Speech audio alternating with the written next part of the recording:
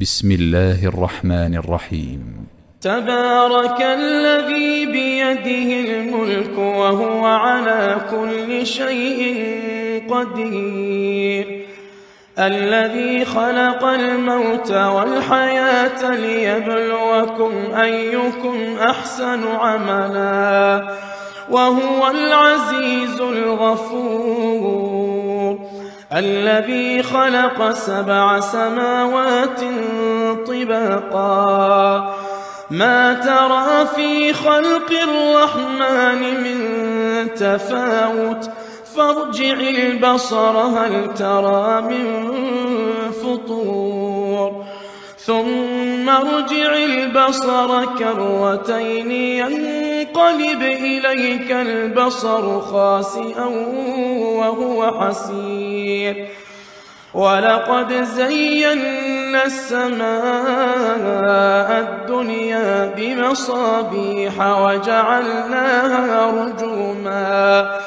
وجعلناها رجوما للشياطين وأعتدنا لهم عذاب السعير، وللذين كفروا بربهم عذاب جهنم وبئس المصير، إذا ألقوا فيها سمعوا لها شهيقا وهي تفور تكاد تميز من الغيظ كلما ألقي فيها فوج سألهم خزنتها ألم يأتكم نذير، قالوا بلى قد جاءنا نذير فكذبنا وقلنا ما نزل الله من شيء إن أنتم إلا في ضلال كبير، وقالوا لو كنا نسمع أو نعقل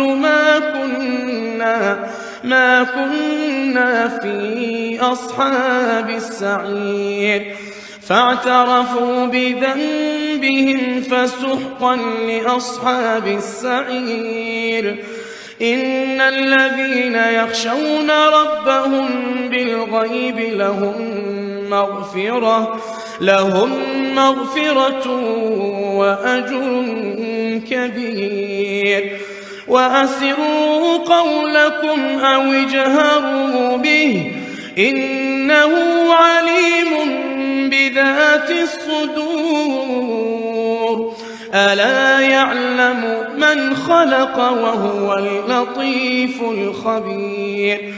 هو الذي جعل لكم الأرض ذلولا فامشوا في مناكبها وكلوا من رزقه وإليه النشور،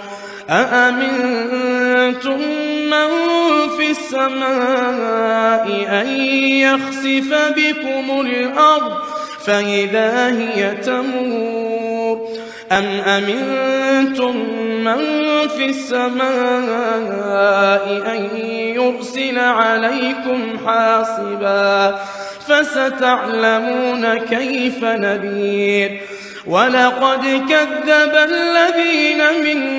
قبلهم فكيف كان نكير، أولم يروا إلى الطير فوقهم صافات ويقبضن ما يمسكهن إلا الرحمن إنه بكل شيء بصير، أمن هذا الذي هو جند لكم ينصركم من دون الرحمن إن الكافرون إلا في غرور،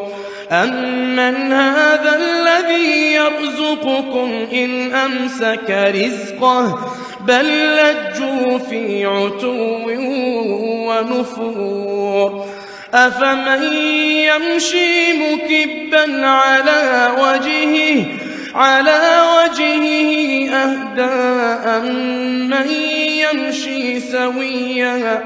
أمن يمشي سويا على صراط مستقيم قل هو الذي أنشأكم وجعل لكم السمع والأبصار والأفئدة قليلا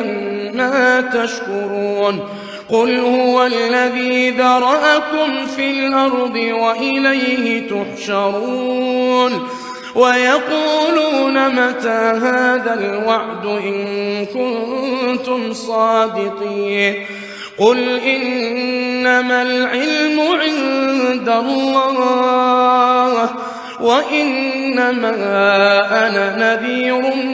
مبين فلما رأوه زلفة سيئت وجوه الذين كفروا وقيل هذا الذي كنتم به تدعون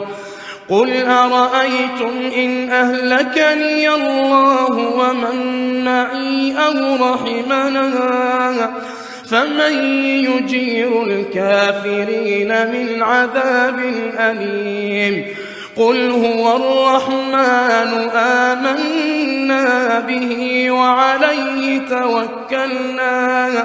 فستعلمون من هو في ضلال مبين قل أرأيتم إن أصبح ماؤكم غورا فمن يأتيكم بماء معين